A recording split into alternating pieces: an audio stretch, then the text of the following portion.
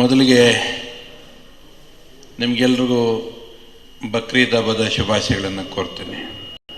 ಬಕ್ರೀದ್ ಇದು symbol of obedience.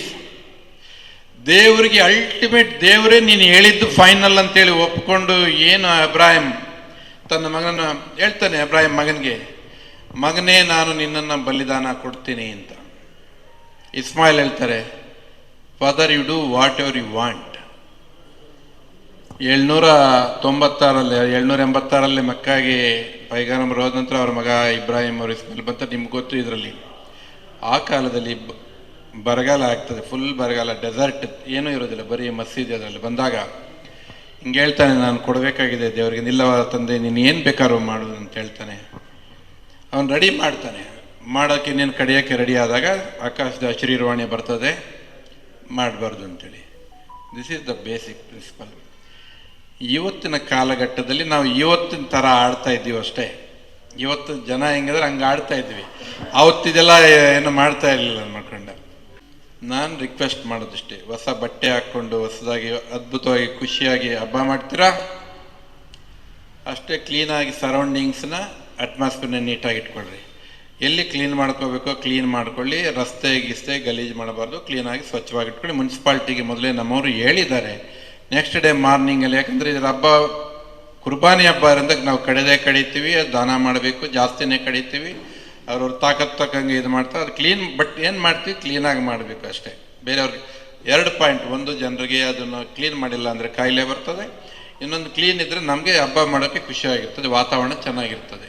This is the point. 2 point ನಮ್ಮ ಕಡೆಯಿಂದ. ಉಳಿದದ್ದು ನಮ್ಮ DSP ಅವ್ರು ಹೇಳ್ತಿದ್ರು, ನಮಗೆ ಫೋನ್ಸ್ ಬರ್ತಾ ಇರ್ತವೆ, ಹಾಗೆ ಹೀಗೆ ಸಿಸ್ಟಮಲ್ಲಿ ಹಿಂಗಿದೆ, ಆ್ಯಕ್ಟ್ ಇದೆ, ಅದಿದೆ ಅಂತೇಳಿ. ನಿಮಗೆ ಗೊತ್ತಿದೆ, ನೀವು ಹಬ್ಬ ಮಾಡೋದಕ್ಕೆ ನಾವು ಯಾವುದೋ ಅಡ್ಡಿ ಮಾಡಲ್ಲ. ಜಸ್ಟ್ ಎಗೇನೆಸ್ಟ್ ಆ್ಯಕ್ಟ್ ಇದು ಮಾಡೋಂಥದ್ದು ಏನು ಬೇಡ. ನಮ್ಮಲ್ಲಿ ಈಗ ಜನ ಗಮನಿಸ್ತಾ ಇರ್ತಾರೆ, ಮೊಬೈಲ್ ಬಂದಮೇಲೆ, ಸೋಷಿಯಲ್ ಮೀಡಿಯಾ ಬಂದಮೇಲೆ ಏನು ಮುಚ್ಚಿಟ್ಟು ಮಾಡೋಕ್ಕಾಗೋದಿಲ್ಲ, ಎಲ್ಲ ಗೊತ್ತಾಗ್ಬಿಡ್ತದೆ. ಸುಮ್ಮನೆ ಗಲಾಟೆ ಮಾಡಿ ಫೋನ್ ಮಾಡೋದು ಮಾಡ್ತಾರೆ, ನೋಡ್ಕೊಂಡು ಇದು ಮಾಡಿ ಅಷ್ಟೇ. ಸೊ ನಾನು ನಿಮಗೆ ಹೇಳೋದಿಷ್ಟೇ, ನಮ್ಮ ಕಡೆಯಿಂದ, ಪೊಲೀಸ್ ಇಲಾಖೆ ಕಡೆಯಿಂದ ನಿಮಗೆ ಯಾವುದೇ ಸಮಸ್ಯೆ ಇಲ್ಲ. ಭಾಳ ಸಂತೋಷವಾಗಿ ಖುಷಿಯಿಂದ ನೀವು ಬೆಳಗ್ಗೆ ಪ್ರೇಯರ್ ಮಾಡ್ತೀರಿ, ಬಂದ ತಕ್ಷಣ ನೀವು ಹಬ್ಬ ಮಾಡಿ ಡಿಸ್ಟ್ರಿಬ್ಯೂಷನ್ ಅದು ಇದು ಮಾಡ್ತೀರಿ. ಒಳ್ಳೆಯದಾಗಲಿ, ಎಲ್ರಿಗೂ ಶುಭವನ್ನು ಹಾರೈಸ್ತೇನೆ. अल्लाह सबको आपको दुआ को फुलफिल करना, आपको बहुत शुभकामनाएं मैं बताता हूँ. Thank you very much. ಎಲ್ಲರಿಗೂ ನಮಸ್ಕಾರ. ಹೌದು, ಇವತ್ತು ಬಕ್ರೀದ್ ಹಬ್ಬದ ಶಾಂತಿ ಸಭೆಯನ್ನು ನಮ್ಮ ಪೊಲೀಸ್ ಎಲ್ಲ ಸಿಬ್ಬಂದಿಯವರು, ನಮ್ಮ ಎಲ್ಲ ನೆಲಮಂಗಲ ತಾಲೂಕು ಮುಸ್ಲಿಂ ಬಾಂಧವರಿಗೆ ಇವತ್ತು ಮೀಟಿಂಗ್ ಇಟ್ಕೊಂಡಿದ್ರು. ಅವರು ಒಂದು ಮಾತು ಏನು ಹೇಳಿದ್ರು, ಈಗ ನಮ್ಮ ದೇಶಕ್ಕೆ ಒಂದು ಸಂವಿಧಾನ ಇದೆ, ಒಂದು ಕಾನೂನು ಇದೆ. ಈಗ ನಾವು ವರ್ಷಕ್ಕೆ 2 ಹಬ್ಬನ ನಾವು ಆಚರಿಸ್ತೀವಿ. ಯಾವುದು ಅಂದರೆ ಅದು ಒಂದು ರಂಜಾನು, ಉಪವಾಸ ಮಾಡ್ತೀವಿ, ಪ್ರೇಯರ್ ಮಾಡ್ತೀವಿ. ಇನ್ನೊಂದು ಹಬ್ಬ ಅಂದರೆ ನಮ್ಮ ಬಕ್ರೀದಲ್ಲೂ ನಾವು ನಮಾಜಿ ಮಾಡ್ತೀವಿ. ಇದರಲ್ಲಿ ಮರಿ, ಕುರಿ, ಮೇಕೆನ ನಾವು ದಾನ ಮಾಡ್ತೀವಿ. ಅದ್ರ ಪ್ರಯುಕ್ತ ಇವಾಗ ಇದು ಸೆಕ್ಯುಲರ್ ದೇಶ.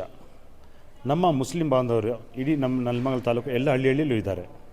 ಅವ್ರು ಏನು ಹೇಳೋದಂದರೆ, ಒಬ್ಬರಿಗೆ ನೋವು ಕೊಟ್ಟು ನಾವು ಹಬ್ಬ ಆಚರಿಸಬಾರ್ದು.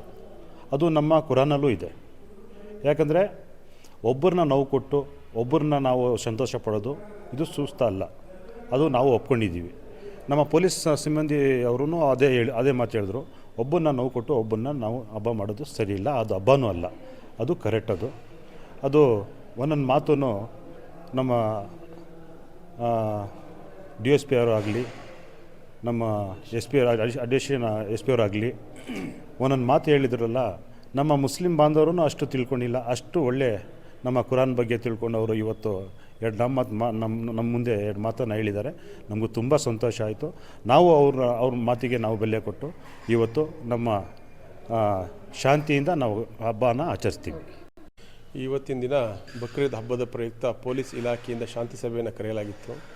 ಈ ಶಾಂತಿ ಸಭೆಯಲ್ಲಿ ಅಧ್ಯಕ್ಷತೆಯನ್ನು ವಹಿಸಿರ್ತಕ್ಕಂಥ ನಾಗರಾಜ್ ಸರ್ ಅವರು, ಅಡಿಷನಲ್ SP ಅವರು ಒಂದು ವಿಚಾರವನ್ನು ಹೇಳ್ತಾರೆ. ಹಬ್ಬ ಮಾಡಬೇಕಾದ್ರೆ ಯಾವುದೇ ತರಹದ ಒಬ್ಬರಿಗೆ ತೊಂದರೆಯನ್ನು ಕೊಟ್ಟು ಹಬ್ಬ ಮಾಡಬಾರ್ದು ಅಂತ.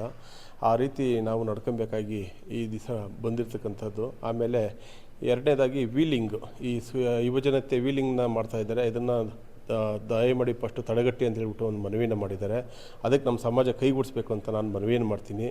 ಮತ್ತು ಹಬ್ಬ ಮಾಡಬೇಕಾದ್ರೆ ಯಾವುದೇ ಥರದ ಗಲಾಟೆ ಮತ್ತೊಂದಕ್ಕೆ ಅವಕಾಶ ಕೊಡ್ತಾರೆ, ಶಾಂತಿಯಿಂದ ಹಬ್ಬ ಮಾಡಿ ಅಂತ ಹೇಳ್ಬಿಟ್ಟು ನಮಗೆ ಒಂದು ಶಾಂತಿ ಸಂದೇಶವನ್ನು ಎಲ್ಲ ಇಲಾಖೆಯ ಸಿಬ್ಬಂದಿಗಳು, ಅಧಿಕಾರಿಗಳು ಮಾಹಿತಿಯನ್ನು ನೀಡ್ತಾರೆ. ಹಬ್ಬವನ್ನು ನಾವು ಸರಳವಾಗಿ ಆಚರಿಸ್ತೀವಿ ಅಂತ ಈ ಒಂದು ಸಂದರ್ಭದಲ್ಲಿ ಮಾತಾಡೋಕ್ಕೆ ಇಷ್ಟಪಡ್ತೀವಿ.